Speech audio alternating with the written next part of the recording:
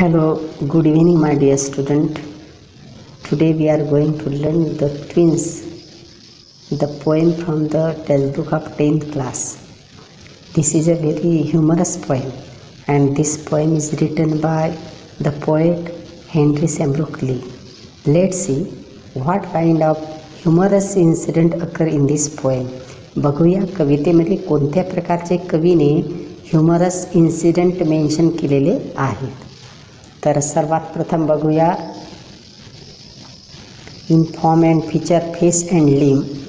I grew so like my brother that folks got taking me for him and each for one another. It puzzle all our kith and kin. It reach a fearful pitch. For one of us was born a twin. Eight not a soul knew which. यामध्ये सांगितलं आहे कवीनं की in form and feature face and limb म्हणजे शरीररचनेने, चेहरा मोहऱ्याने आणि प्रत्येक अवयवाने. I grew so like my brother म्हणजे मी माझ्या भावाप्रमाणेच लहान असा मोठा झालो. म्हणजे कवीला हे सांगायचं आहे की आम्ही जोडे दोन्ही भाऊ चेहऱ्याने, चेहरा मोहऱ्याने आणि शरीराच्या प्रत्येक अवयवाने लहानाचे मोठे एकसारखेच झालो.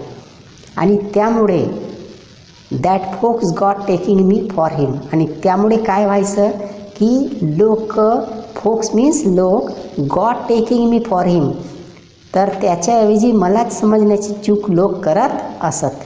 लोक कोणती चूक करत असत? त्याच्या भावाच्या ऐवजी कवीलाच समजून घेण्याची चूक लोक करत असत. ईच फॉर वन अनादर आणि अशा प्रकारे त्याच्याऐवजी मला आणि माझ्याऐवजी त्याला असल्याची चूक लोक करत असत. मग म्हटलं आहे इट पझल.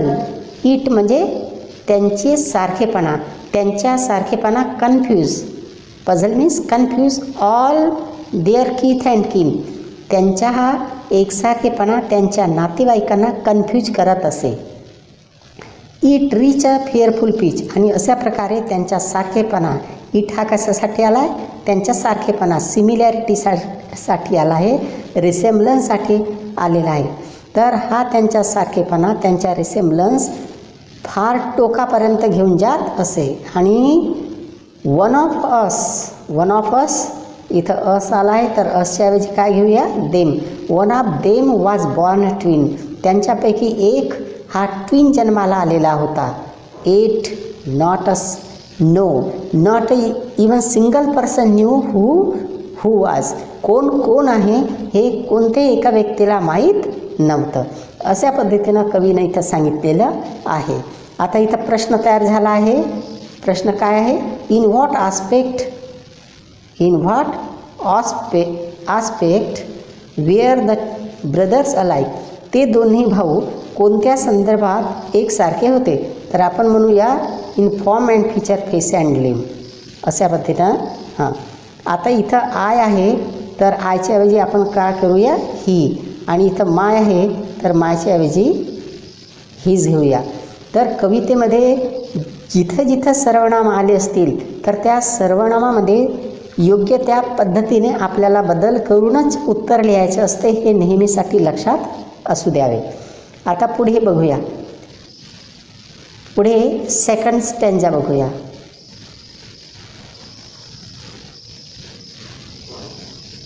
सेकंड स्टँजा काय आहे?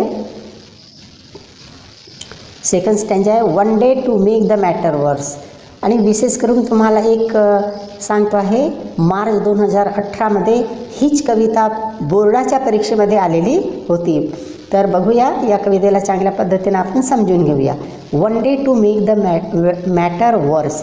वर्स हा बॅडचा कंपॅरेटिव्ह फॉर्म आहे. बॅड मीन्स वाईट, वर्स म्हणजे अधिक वाईट. एक दिवस, वन डे, ही बाब फारच, ही बाब, कोणती बाब? त्यांच्या सारखेपणा, ही गोष्ट फारच गंभीर झाली. कशा पद्धतीनं? Our names were fixed.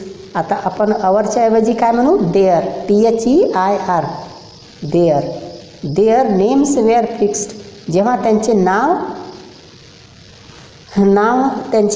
त्यांचे नामकरण विधी होते त्यावेळेस काय झालं, ही मॅटर फारच गंभीर झाली, म्हणजे गोष्ट फारच गंभीर झाली. कशी गंभीर झाली? ॲज मीन्स व्हेन विचऐवजी they, when they were being washed by nurse, जेव्हा ते दोघे भाऊ नर्सकडून धुतल्या जात होते, म्हणजे नर्सकडून त्यांची आंघोळ केल्या जात होते, तेव्हा दे गॉट कम्प्लिटली मिक्स्ड. याच्याऐवजी आपण काय घेतलं? They were completely mixed. तर ते पूर्णतः अदलबदल झाले. अदलाबदल केव्हा झाले? When they were being washed by the nurse, जेव्हा ते नर्सकडून धुतल्या जात होते, आंघोळ केल्या जात होतं तेव्हा. तर अशा पद्धतीने आता पुढे बघूया. अँड थस, आणि अशा प्रकारे बाय फेट्स डिग्री, नशिबाच्या चक्रामुळे म्हणा, ऑर रादर नर्स विम, किंवा नर्सच्या लहरीपणामुळे म्हणा, नशिबाच्या चक्रामुळे म्हणा किंवा नर्सच्या लहरीपणामुळे म्हणा, कवी काय म्हणतो? माय ब्रदर, म्हणजे his brother John got Christian me, म्हणजे कवीच्या जॉन हा नाव त्याच्या भावाला देण्यात आला. And I got Christian him, आणि त्याचा नाव कवीला देण्यात आलं. म्हणजे आपण म्हणू शकतो ही गॉट ख्रिश्चन हिम, त्याच्या भावाचं नाव त्याला देण्यात आला. तर अशा पद्धतीनं कवीने या स्टँजामध्ये ह्युमरस इन्सिडेंट सांगितलेलं आहे. आता बघूया पुढे नेक्स्ट स्टँजा बघूया आपण. This fatal likeness even dogged, fatal likeness means त्यांचा प्राणघातक असा सारखेपणा, डॉग्ड म्हणजे पाठलाग करणे, त्यांच्या सारखेपणाने त्यांचा पाठलाग केला. कुठे? व्हेन ॲट स्कूल, जेव्हा ते शाळेत शिकत होते तेव्हा, म्हणजे त्यांच्या सारखेपणाने त्यांच्या शाळेमध्येही त्यांचा पाठलाग केला. आता शाळेमध्ये काय झालं तर he was always getting flogged, त्यांचा he was always getting flogged means त्यांना नेहमीच पनिशमेंट मिळत असे. For John turn out a fool, जेव्हा जॉन हा खोड्या करत असे, मूर्खपणाची काही एखादी गोष्ट करत असे, तर तेव्हा त्याचा पनिशमेंट कोणाला मिळत असे? कवीला मिळत असे. म्हणून कवी म्हणत आहे आय वॉज ऑलवेज गेटिंग, पुन्हा आय आला तर आयच्या ऐवजी काय घेऊया आपण? He was always getting flogged for John's turn out fool, म्हणजे जेव्हा जेव्हा जॉन हा खोड्या करत असे तर तेव्हा त्याची पनिशमेंट कवीला मिळत असे. पुढची line, I put the question fruitlessly, आणि त्यामुळे कवी he put the question fruitlessly, आणि त्यामुळे कवी व्यर्थपणे प्रश्न विचारत असे. टू एव्हरीवन आय न्यू, म्हणजे ज्यांना ओळखत असे त्या प्रत्येक व्यक्तीला कवी प्रश्न विचारत असे. कोणता प्रश्न विचारत असे? व्हॉट वुड यू डू, तुम्ही काय कराल? इफ यू वेअर मी, माझ्याऐवजी जर तुम्ही राहिले असते तर तुम्ही काय केलं असतं? To prove that you were you, तुम्हीच आहात हे सिद्ध करण्यासाठी, तुम्हीच आहात हे पटवण्यासाठी, हे प्रूव्ह करण्यासाठी, हे सिद्ध करण्यासाठी तुम्ही काय केलं असतं? असा व्यर्थ प्रश्न कवी आपल्या प्रत्येक व्यक्तीला विचारत असे ज्यांना ते ओळखत असत. तर अशा पद्धतीने आपण हा बघितला आहे कडवा. हा कडवा लक्षात आला असेल तुमच्या. इथं मार्जिनमध्ये काही प्रश्न आहेत तर त्यांना बघून घेऊया. प्रश्न आहे की what name did the speaker get, कवीला कोणता नाव मिळाला? तर आपण म्हणू शकतो the name of his brother, त्याच्या भावाचं नाव त्याला मिळाला. पुढे how did the speaker suffer at school, तर याचे उत्तर या ओळीमध्ये आहे. He was always getting flogged when John turn out a fool, एक गोष्ट लक्षात ठेवायचं, जेव्हा आपण उत्तर लिहितो तर तेव्हा जसं इथं आय आहे तर आय लिहायचं नाही कधीही, तर काय लिहायचं? आयच्या ऐवजी ही लिहायचं, म्हणजे आपल्याला पूर्णपैकी पूर्ण मार्क्स मिळतील. तर अशा पद्धतीनं हा कडवा आपण अभ्यासलेलो आहे. आता बघूया आपण की नेक्स्ट पेजवर काय दिलेलं आहे. आवर क्लोज रिसेम्बलन्स, अवरच्या ऐवजी आपण काय वापरूया?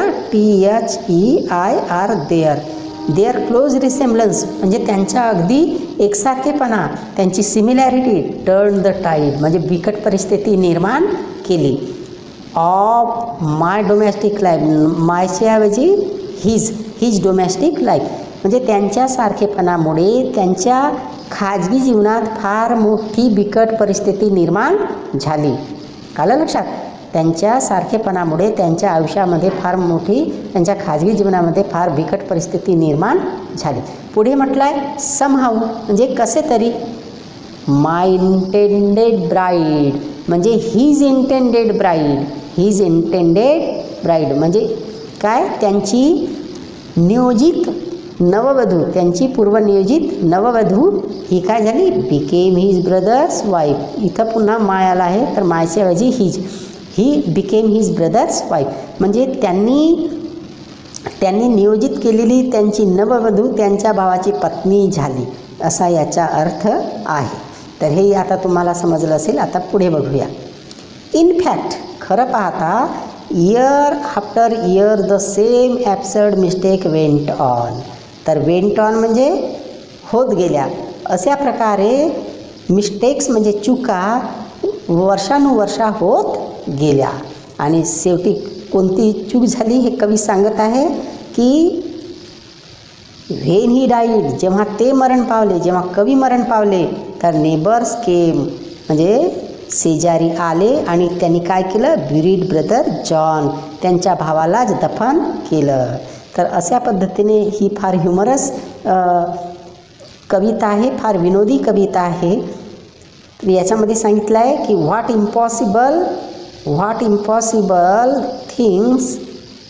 Impossible in the last 2 line, शेवटच्या 2 ओळीमध्ये कोणती इम्पॉसिबल गोष्ट इथं सांगितलेली आहे.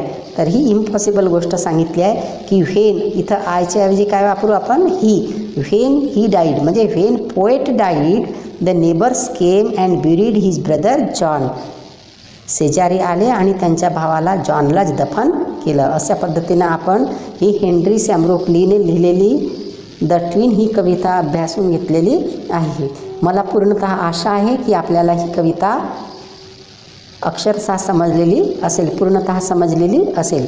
आता यानंतर बघूया आपण दुसऱ्या नेक्स्ट पेजवर काय ग्रामर काही ॲक्टिव्हिटी आहे, तर त्या ॲक्टिव्हिटीला बघून घेऊया. तर ही जी ॲक्टिव्हिटी आहे ही ॲक्टिव्हिटी सेम ॲक्टिव्हिटी मार्च 2018ला आलेली होती. 2018 मार्च 2018मध्ये ही ॲक्टिव्हिटी बोर्डाच्या परीक्षेत आलेली होती. तर बघून घेऊया या ॲक्टिव्हिटीमध्ये काय करायचं असते. बऱ्याच विद्यार्थ्यांना हेच कळत नाही की या ॲक्टिव्हिटीमध्ये करायचं काय आहे. तर मी तुम्हाला सांगतो आहे या ॲक्टिव्हिटीमध्ये काय करायचं आपल्याला, तर रिराईट म्हणजे पुन्हा लिहा, putting the mistakes in the speakers life. या कवीच्या आयुष्यामध्ये कोणकोणत्या चुका झाल्या त्या क्रमवार आपल्याला लिहायचे आहेत. कवितेमध्ये ज्या क्रमाने आलेले आहेत त्याच क्रमाने आपल्याला परीक्षेमध्ये लिहायचं आहे. तर इथे एकंदरीत 1 ABCDEF म्हणजे हे 6 वाक्य आहेत. या वाक्यापैकी कोणतं अगोदर घडलं आहे मिस्टेक ते आपल्याला सांगायचं आहे. तर सर्वात प्रथम बघूया, जसं डी आहे, हे जे डी दिसत आहे तुम्हाला, तर हे डी अगोदर घडलं आहे, प्रथम क्रमांकावर घडलं म्हणून याला अगोदर लिहायचं. त्याच्यानंतर जे ई आहे हे दुसऱ्या क्रमांकावर घडलं तर याला दुसऱ्या क्रमांकावर लिहायचं. त्याच्यानंतर हा जो ए दिसत आहे, the speaker got beaten often at school, तर हे 3ऱ्या क्रमांकावर लिहायचं, नंतर घडलेला आहे. याच्यानंतर कोणतं घडलं, तर याच्यानंतर हा जो सी दिसत आहे ना, तर हा सी घडला म्हणून याला 4थ्या क्रमांकावर द्यायचं. आणि शेवटी हा जो बी आहे, हा बी हा 5व्या क्रमांकावर घडला म्हणून याला 5व्या क्रमांकावर लिहायचं. आणि अशा 5व्या क्रमांकावर घडलं, 5व्या क्रमांकावर घडलं. आणि हा जो शेवटी आहे एफ, हा 6व्या क्रमांकावर घडलं म्हणून याला 6व्या क्रमांकावर लिहायचं. अशा पद्धतीने हे तुम्हाला समजलं असेल असं मला पूर्णतः आशा आहे. आता बघूया activity second, put out the 4 situation. म्हणजे 4 प्रसंग तुम्हाला लिहायचे, 4 situation in the lives of ट्विन्सच्या आयुष्यामध्ये आलेल्या 4 तुम्हाला इन्सिडेंट सांगायचे, सिच्युएशन सांगायचे आहेत. आता पहिलं सिच्युएशन कसं घडलं की when they were being washed by nurse they got completely mixed. जेव्हा ते नर्सच्या द्वारे त्यांचं आंघोळ केलं जात होतं तर ते पूर्णतः त्यांची अदलाबदल झाली.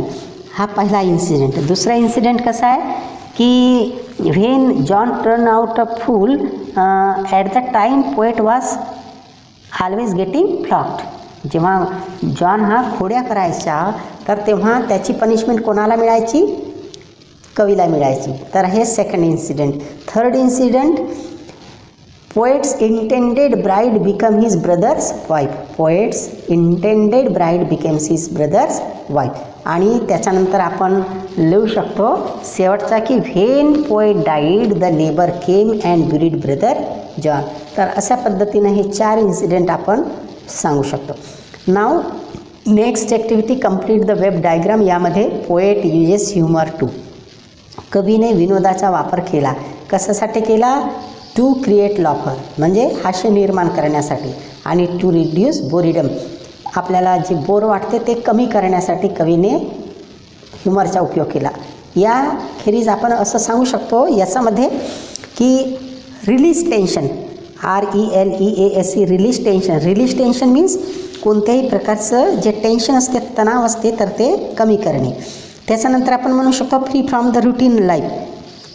जसं रुटीन लाईफ दैनिक कार्य असते तर त्यापासून फ्री होण्यासाठी म्हणूनही कवीने अशा प्रकारचा विनोद कवितेमध्ये वापरलेला असावा. त्याच्यानंतर आपण म्हणू शकतो convey the confusion. Convey the confusion म्हणजे जे कन्फ्युजन आहे तर ते आपल्याला कळवण्यासाठी. त्याच्यानंतर आपण म्हणू शकतो क्रिएट हॅपी ॲटमॉस्फिअर. कवीने हे ह्युमर का उपयोगात आणलं असावं? कारण की कवीला असं एक आनंदी वातावरण निर्माण करायचं असेल आणि म्हणून कवीने अशा प्रकारचं कवितेमध्ये विनोद वापरलेलं असावं. त्याच्यानंतरचं आपण असं म्हणू शकतो याच्यामध्ये आपण असं म्हणू शकतो शेवटच्या पॉईंटमध्ये highlight the problems of the twins. म्हणजे ट्विन्सच्या आयुष्यामधील जे समस्या आहेत तर त्यांना दाखवण्यासाठी म्हणून कवीने या प्रकारच्या विनोदाचा उपयोग केलेला असावा. तर असं आपण म्हणू शकतो. आता याच्यानंतर अजून एक ॲक्टिव्हिटी आहे. Next activity, write any 2 lines from the poem that you find most humorous. तुम्हाला विनोदी वाटत असलेल्या 2 लाईन यामध्ये लिहा. तर आपण लिहू शकतो की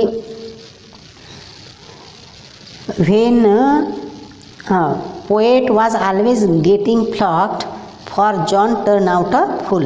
ही एक विनोदी ह्युमरस इन्सिडेंट. आणि दुसरं आपण म्हणू शकतो की his intended bride became his brother's wife. His intended bride म्हणजे ती ओढ लिहू शकतो for somehow my intended bride becomes my brothers wife. अशा पद्धतीने ही लाईन जशाच्या तशी आपल्याला मेन्शन करायची आहे. तर अशा पद्धतीने हाही आपण 59 वरचं जेवढ्या ॲक्टिव्हिटीज आहेत ते आपण अभ्यासलेलं आहे. तर आता बघूया आपण नेक्स्ट ॲक्टिव्हिटी नंबर 4. तर 4 ॲक्टिव्हिटीमध्ये तुम्हाला सांगायचं आहे ॲलिट्रेशनचे 3 एक्झाम्पल, PUN पण या फिगर ऑफ स्पीचचे 2 एक्झाम्पल सांगायचे आहे आणि हायपरबोलचे 2 एक्झाम्पल सांगायचे आहे. तर मी पटकन तुम्हाला सांगतो आहे ॲलिट्रेशन या कवितेमधली पहिलीच लाईन जी आहे in form and feature face and लिम ही ॲलिट्रेशनचे एक्झाम्पल आहे. कारण की फॉर्म अँड फीचर हे जे 2 शब्द आहेत प्रत्येक दोन्ही शब्दाचे पहिला लेटर जो आहे F हा पुन्हा पुन्हा रिपीट झाला आहे. ॲलिट्रेशन किंवा फिगर ऑफ स्पीच आहे असे समजावे जर एकाच ओळीमध्ये 2 शब्द एकाच लेटरने सुरू होत असतील तर त्या ओळीमध्ये फिगर ऑफ स्पीच हा ॲलिट्रेशन असतो. तर अशा प्रकारची अजून ॲलिट्रेशनचं एक एक्झाम्पल आहे दुसऱ्या स्टँजामधली 3री line, as we were being washed by nurse. म्हणजे वेअर आणि वॉश्ड यांचे हे 2 शब्दांची सुरुवात W ने झालेली आहे. त्याच्यानंतर अशाच प्रकारची सुरुवात पेज नंबर 59वर पहिली लाईन जी आहे our close resemblance turn the tide. तर याच्यामध्ये सुद्धा टर्न आणि टाईड या दोन्ही शब्दांची सुरुवात TT या शब्दाने झालेली आहे म्हणून इथं फिगर ऑफ स्पीच ॲलिट्रेशन आहे. तर अशा पद्धतीनं आपण ॲलिट्रेशनचे एक्झाम्पल बघितले. आता बघूया पण. PUN पणला मराठीत म्हणतात श्लेष अलंकार. तर श्लेष अलंकारच्या आपल्या या कवितेमध्ये जसं सुरुवातीला दुसरी लाईन आहे, आय ग्रीव सो लाईक माय ब्रदर, तर ही पण या श्लेष अलंकारचा हे एक्झाम्पल आहे. त्याच्यानंतर बघूया आपण की सेकंड स्टँजामध्ये चौथी लाईन जी आहे, and thus you see by fate's degree, तर ही पण म्हणजे श्लेष अलंकारचा हा एक्झाम्पल आहे. त्याच्यानंतर आपण बघूया, हे दोनच एक्झाम्पल सांगितले होते इथं, तर ठीक आहे. त्याच्यानंतर आपण हायपरबोलचे एक्झाम्पल बघूया. पहिल्या स्टँजामध्ये शेवटच्या दोन ओळी आहेत कोणत्या, for one of us was born a twin, eight not a soul knew which, तर ह्या दोन ओळी हायपरबोलचे एक्झाम्पल आहे. त्याच्यानंतर अजून हायपरबोलचे एक्झाम्पल आहे सेकंड स्टँजामध्ये शेवटच्या दोन ओळी, my brother John got Christian me and I got Christian him, तर अशा पद्धतीने हे दोन एक्झाम्पल हायपरबोलचे आहेत. तर हे आपण अभ्यासलेलं आहे. तर हे परीक्षेच्या दृष्टिकोनातून फार महत्त्वाचा हा प्रश्न, ही activity, this activity is most important from the point of view of examination and that's why be very careful.